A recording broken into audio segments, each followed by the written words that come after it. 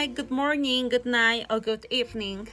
Hi, I'm again your favorite teacher, Alondra Mercadero Ramirez, and today we're gonna talk about three important aspects to have a good teaching and learning practice. Okay, so stay here and let's start.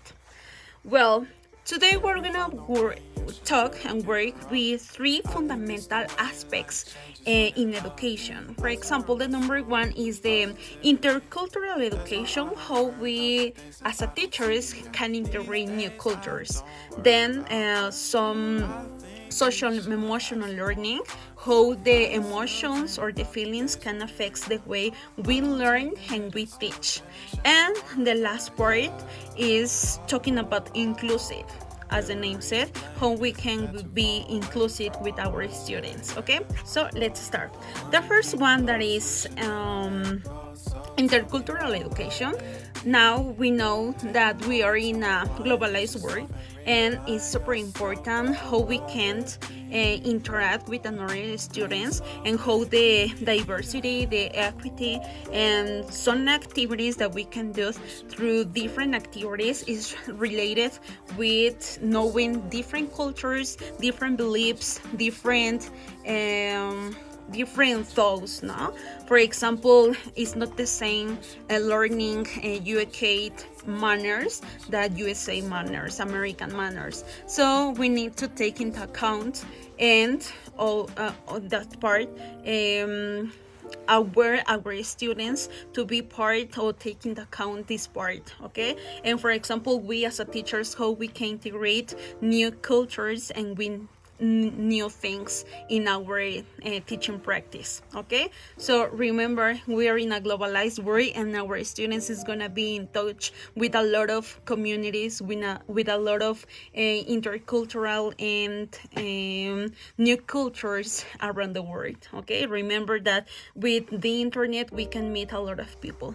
Then the second part is the social emotional learning, and how the part of emotions can impact a lot in our social learning practice. Okay, so let's start with the purpose of what we need to learn SEL, because in this part, we as a teachers and our students need to have to try to establish and maintain some positive relationships and making responsible decisions, and how with a good social emotional learning. Okay, for example, here in this part, try to integrate educational psychology, the different behavioral theories, and some emotional intelligence. Okay, and for example, how we can learn, or what is the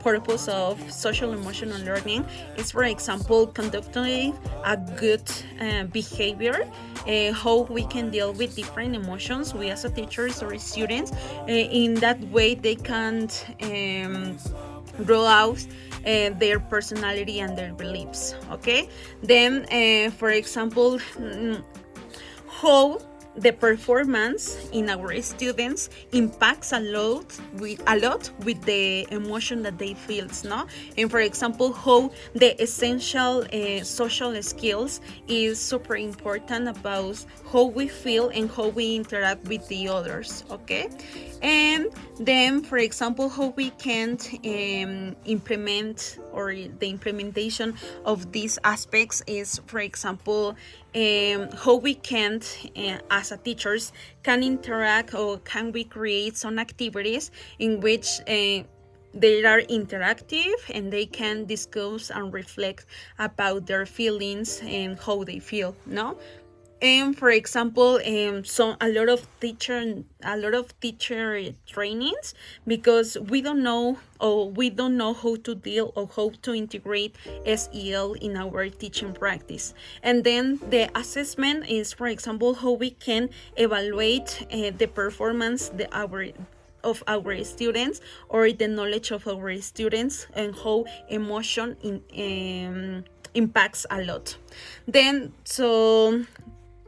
to sum up this part is, for example, if your student is sad or is having some problems at home, obviously the performance of our students is not gonna be good.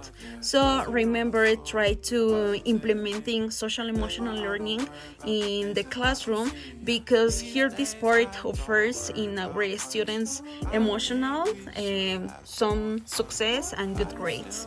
And just the last part is the social emotional learning for teachers. Now is for teachers, and how we can create a good environment in good health for ours. Remember, we are teachers and it's important our health. So for example, how we feel, we need to try to analyze how we feel. And for example, here in this practice we have a lot of stress, but we need to try to deal with some strategies for emotional regulation. Maybe try to take a breath, and for example recognizing the emotions, the meaning of our emotions, how we feel, and something like that. Then for example, how we think and what we think, for example, some implementing some grow milestone, that for example, what is important for us, what is our goals. With this part, remember, the more you're well, the more you're gonna be more effective at your job, no? And for example, we need to try to encourage us as a teachers. We try to engage a self-being and a well-being, okay? And what we can do in our house, maybe we can include these practices about relaxing with our students, because obviously if our students see that we are okay, they're gonna be okay. And then for example, what we can do together as teachers, maybe is, for example, suggest some activities in our students, for example, relaxing exercise or something like that, no?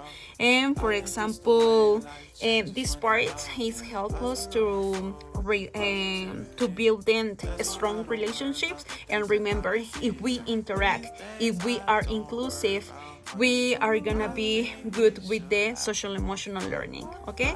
And just to finish is the part of the